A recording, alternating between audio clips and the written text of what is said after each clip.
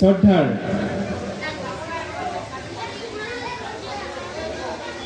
বসন্ত উৎসৱ 2026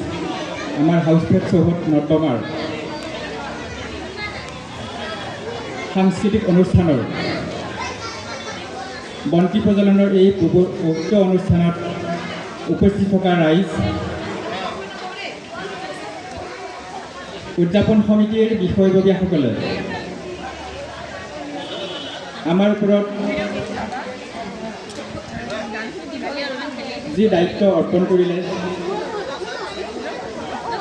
সেই দায়িত্ব সুচাৰুৰূপে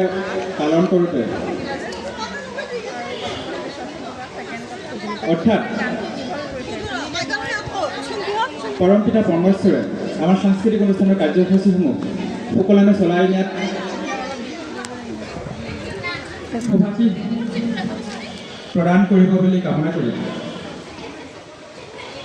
আজিৰ এই শুভ বন্তি প্ৰজ্বলনৰ অনুষ্ঠানটি আৰম্ভ কৰিছোঁ।